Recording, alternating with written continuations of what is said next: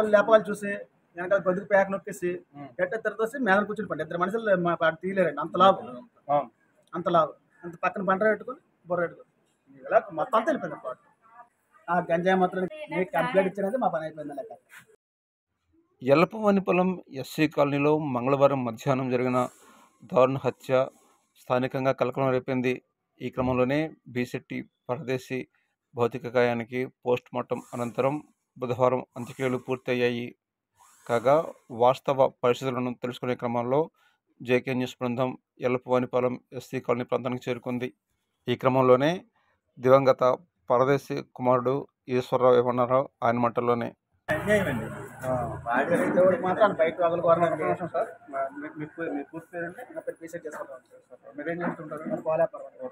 ఏం జరిగింది మీ father? Phone చేసేప్పుడే అలాగే మమ్మల్ని గేదొచ్చడానికి వెళ్ళారంట. గేదొచ్చడానికి వెళ్ళారు.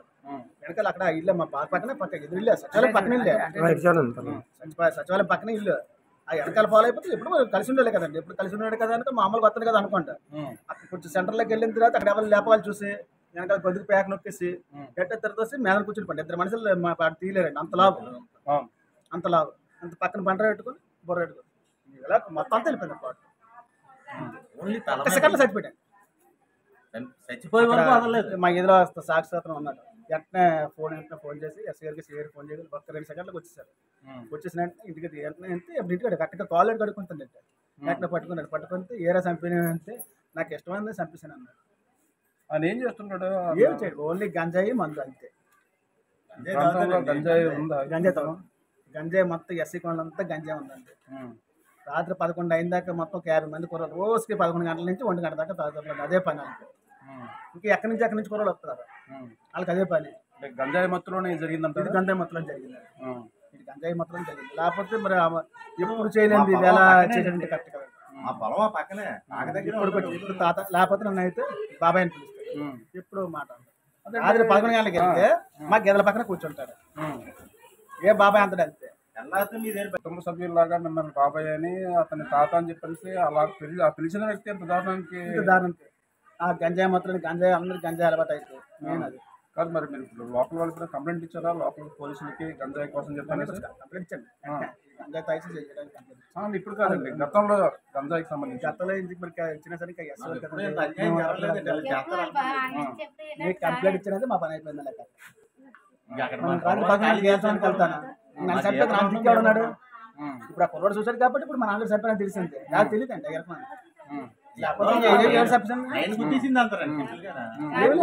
ఎవరు ఏ చంపారని కూడా తెలియదు ఎవరికి. ఆ లెక్క మన సాక్షి ఉన్నాడు కాబట్టి సాక్షి అంటే ఫోన్ చేసి అంటే ఇప్పుడు మీరైతే నేనైతే 6 పడాలని కోరుకుంటాను. ఇంకో 2 వాళ్ళకి ఎవరికి ఎలా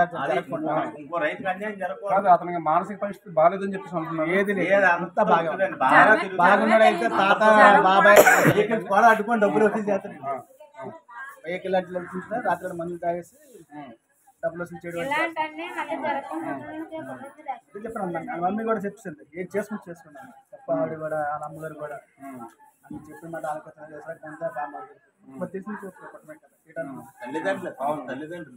వాళ్ళు కూడా ఏమనలేదు. ఏది చేసుకుంటే సార్ అన్నారు. కానీ ఒక్క మాట కూడా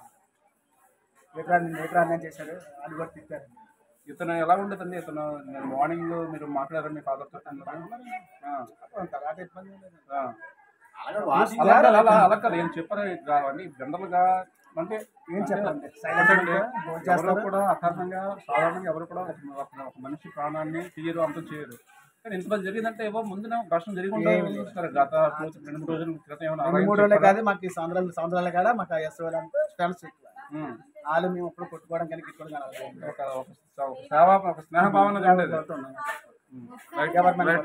ఇది ఈశ్వరరావు గారు తెలియజేస్తున్నటువంటి వివరాలు ఏంటంటే, ఈ ప్రాంతంలో గోపాలపట్నం పోలీస్ స్టేషన్ పరిధి ఎల్లపవానిపాలెంలో ఇక్కడ గంజాయిని విచ్చలవిడిగా కొనసాగుతోంది. గంజాయి మత్తులోనే ఈ దారుణం కొనసాగిందని తెలియజేస్తున్నారు.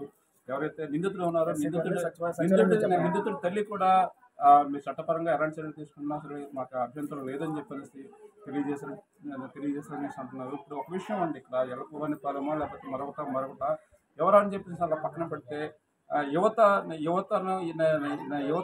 భవిష్యత్తును, యువత జీవితాలను ఈ గంజాయిని నాశనం చేస్తుంది. ఇక్కడ సచివాలయం ఉన్నారంటే రేపు వాళ్ళ పరిస్థితి ఏంటంటే ఆలోచిస్తున్నాం. కాదు, రేపు సచివాలయం ఎంపీలు అక్కడే ఉన్నారు. రేపు వాళ్ళ పరిస్థితి ఏంటంటే చుట్టుపక్కల వాళ్ళకి వాళ్ళు భయం పడిపోయారండి. చుట్టుపక్కల వాళ్ళు జీవించేందుకు కూడా విఘాతం కలిగే పరిస్థితులు ఏర్పడుతుంది. ఆ మొత్తంలో ఏం చేస్తారో కూడా వాళ్ళకి తెలియనటువంటి పరిస్థితి. నిన్న ఒక నిండు ప్రాణం పోయిందని చెప్పనేసి ఈశ్వరరావు తన ఆవేదన వ్యక్తం చేస్తున్నారు. ఏదైనా కూడా ఒకవైపు రాష్ట్ర ప్రభుత్వం గంజాయిని పూర్తిగా నిర్మూలిస్తున్నామని చెప్పనేసి అందుకు తగినటువంటి యాక్షన్ ప్లాన్ సిద్ధం చేస్తామని చెప్తున్నప్పటికీ కూడా విశాఖలోని అనేక ప్రాంతాల్లో ఈ గంజాయి అనేది కనిపిస్తూ ఉంది. ఆ స్థాయిలో కనిపిస్తున్నాయి. ముఖ్యంగా ఒక విధంగా చెప్పాలంటే గోపాలపట్నం పోలీస్ స్టేషన్ నుంచి ఇది కాస్త ఒక శివారి ప్రాంతాన్ని అని చెప్పుకోవచ్చు. సమీపంలోనే మనకి విమానాశ్రయం ఉన్నప్పటికీ కూడా మరి గంజా ఎక్కడి నుంచి వస్తుంది, ఏంటి, ఎలా వస్తుంది అన్నది అది పోలీసులకే తెలియాలి. మరోవైపు నియంత్రణ చర్యలు కూడా వారే చేపడాల్సిన అవసరం ఉంది. దీని పట్ల ఒక సమగ్రంగా ఒక దర్యాప్తు గురించి చేపట్టినట్లయితే వాస్తవాలు అనేవి వెలుగు చూస్తాయి. ఏదైనప్పటికీ కూడా ఒక నిండు ప్రాణం అనేది గాలిలో తెలిసిపోయింది. పోయినటువంటి మనిషిని ఎలాగో కూడా తీసుకురావడం, భవిష్యత్తులో ఇలాంటి ఘటనలు పునరావృతం కాకుండా ఉండేందుకు అధికార యంత్రాంగం ముఖ్యంగా పోలీసులు తగిన చర్యలు తీసుకోవాల్సినటువంటి ఆవశ్యకత. వాటర్ ట్యాంక్ దగ్గర దాస్తున్నారండి గంజాయి కానీ. వాటర్ ట్యాంకుల దగ్గర తప్పులన్నీ దాచుకుని వస్తున్నారు. రాత్రి 11 నుంచి 1 గంట దాకా డైలీ వాటర్ ట్యాంక్ ఏదైనా పేకాట డైలీ వాటర్ ట్యాంక్ అవకాశం లేదండి. వీళ్ళకి ఎక్కడి నుంచి వస్తుంది గంజాయి? అదే తెలియదు ఎక్కడి నుంచి మళ్ళీ ఇంకోటి బయట నుంచి ఒక 20 మంది 30 మంది కుర్రలు వస్తారు. వాళ్ళు తక్కువ, బయట నుంచి వచ్చిన కుర్రలు ఎక్కువ. వాళ్ళు ఎవరు వస్తారో తెలియదు. మీరు లోపలండి. మీరు మీ పేరండి? అది ఏం జరిగిందండి అన్న? నేను ఏం జరిగిందంటే మరి మాది కొత్తపాలెం. ఇతను ఇక్కడ అయితే ఎలా చనిపోయారు, ఎలా మా నాన్న పేక పిసికి చంపేశారు అనే విషయం చెప్పారు. చెప్పిన ఫోన్ చేసి అడిగితే ఏ గొడవ ఒప్పుకోవడానికే చంపేసారు, అది ఏమో నాకు తెలియదు అన్నారు. అనగానే సరే నేను కూడా వచ్చాను. వచ్చినప్పటికి బాడీ తెచ్చి తీసుకెళ్ళాను. అంటే ఇప్పుడు ఈ గంజాయి మొత్తం జరిగింది అంటున్నారు, తను మీరేమంటారు? గంజాయి మొత్తం జరిగినాయి. ఇప్పుడు కొత్తపాలెం అంటే ఇక్కడికి దగ్గరగా ఉంది. ఇప్పుడు కొత్తపాలెం అంటే ఇక్కడికి సమీపంలోనే ఉంది. అంటే ఇక్కడ ఆల్రెడీ గంజాయి ఉన్నట్టుగా చెప్తున్నారు. కొత్తపాలెం పరిస్థితి ఎలా ఉంది? కొత్తపాలెంలో కూడా ఇదే పరిస్థితి. కొత్తపాలెంలో కూడా ఇది వేసుకుని జనాలు ఎరబడిపోయి మొన్న రామాలయం పడుచుకొని ఇదైపోయారు. మొన్న హాస్పిటల్కి వెళ్ళారు. అతని పేగులు కూడా బయటకు వస్తాయి. మళ్ళీ దాన్ని మళ్ళీ ఆపరేషన్ చేసి చేశారు. కుర్రోడు బతికాడు. కొత్తపాలెంలో కూడా కొత్తపాలెం గౌరీ రామాలయం దగ్గర జరిగింది. ఆడపిల్లలు స్కూల్కి వెళ్ళి వస్తారండి. ఏ టైంలో ఏది జరుగుతుంది, ఆ పరిస్థితి ఆడపిల్లలు ఎక్కడైనా కనుమరుగైపోతారని ఎలా సంవత్సరాల ముసలోడిని ఇంత దారుణంగా మధ్యాహ్నం 2 గంటలు చేయడం. అదే ఆడపిల్ల ఆ ప్లేసులో ఆడపిల్లలు ఆడవాళ్ళు కలిపి ఏం చేస్తారు?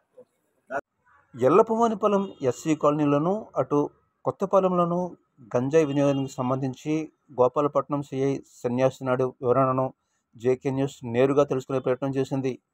అయితే తాను ప్రస్తుతం కోర్టు పనులలో నిమగ్నమై ఉన్నానని, అయినప్పటికీ గౌరవ పోలీస్ కమిషనర్ సూచనల ప్రకారం గోపాలపట్నం పోలీస్ స్టేషన్ పరిధిలో గంజాయి నివారణకు అవసరమైన అన్ని చర్యలను తీసుకుంటున్నామన్నారు.